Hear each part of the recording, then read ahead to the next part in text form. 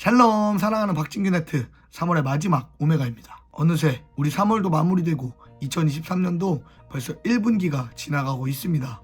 이렇게 정신없이 흘러가는 시간 속 우리 어제 설교처럼 영의 것들을 심고 영원한 것을 거두기를 축복합니다. 그럼 5분 메시지 들어가자!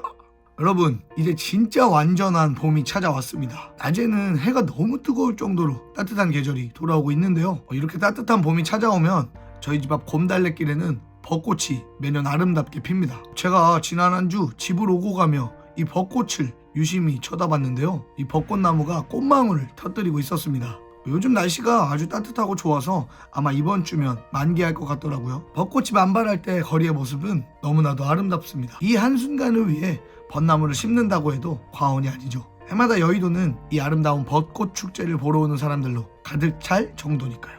이렇게 아름다운 벚꽃을 본 뒤 오늘 말씀을 묵상하며 문득 벚꽃이 피고 지는 모습이 오늘 하나님의 말씀과 닮아있구나라는 생각이 들었습니다. 오늘 본문 예레미야 31장 4절에서 5절 말씀입니다. 처녀 이스라엘아, 내가 다시 너를 세우리니 내가 세움을 입을 것이요 내가 다시 소고를 들고 즐거워하는 자들과 함께 춤추며 나오리라.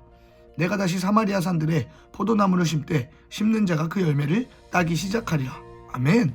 벚꽃은 봄에 피는 대표적인 꽃입니다. 봄에 만개하여 예쁘게 피어있다가 꽃이 떨어지고 잎이 나며 칩니다. 그리고 잎도 떨어지는 추운 겨울을 지나게 됩니다. 이 추운 겨울을 지나고 다시 봄이 찾아오면 벚꽃은 예쁜 꽃을 피워내고 축제가 시작됩니다. 오늘 본문 4절에 하나님이 이와 같이 말씀하고 계십니다. 내가 다시 너를 세우리니 네가 세움을 입을 것이요 내가 다시 소고를 들고 즐거워하는 자들과 함께 춤추며 나오리라. 아멘. 오늘 본문 2절부터 보면 하나님은 광야에서 살아남은 백성들에게 찾아가셔서 은혜로 그들을 이끌어 안식처로 인도해 주심을 알 수 있습니다. 그러나 그런 백성들은 또 광야를 만나는 삶을 반복합니다. 여러분, 우리의 삶은 벚꽃이 만개한 아름다운 순간들도 있지만 꽃도 지고 잎도 지는 추운 겨울을 지나갈 때도 있습니다. 그러나 그 순간 속 우리가 절망할 이유가 없는 것은 오늘 본문에 나와 있듯 하나님께서 우리를 다시 세우시기 때문입니다. 5절은 그렇게 다시 세움을 받은 우리가 하나님의 열매를 보게 될 것이라 이야기하고 있습니다. 내가 다시 사마리아 산들에 포도나무를 심되 심는 자가 그 열매를 따기 시작하리라. 아멘. 사랑하는 여러분, 지금 무엇을 심고 계십니까? 오늘 본문은 포도나무를 심은 사람이 포도나무 열매를 따게 될 것이라 이야기하고 있습니다. 우리가 어제 배운 설교처럼 여러분이 심은 것은 여러분이 거두게 되어 있습니다. 그리고 심기운 것은 반드시 열매 맺게 되어 있습니다. 하나님께 다시 세움을 받은 여러분이 썩어 없어질 것들을, 육신의 일들을 심는 것이 아니라 하나님 나라의 영원한 것을 소망하며 심기를 축복합니다. 말씀을 마무리하며 제가 오늘 여러분들의 벚꽃 이야기를 들려드리려고 벚꽃나무에 대해 알아보던 중 벚꽃의 재밌는 특징을 하나 발견했습니다. 벚꽃은 보통 3월 하순부터 4월 상순에 개화합니다. 그래서 3월의 기온의 영향을 많이 받는데요. 3월 기온이 고온이면 일찍 피고 저온이면 늦게 핍니다.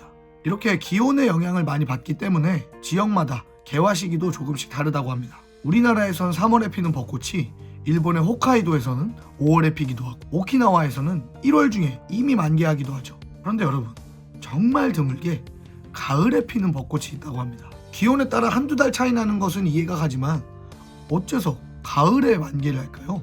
벚꽃이 가을에 이상개화하는 이 현상은 주로 태풍이 연달아 있던 해에 일어난다고 합니다.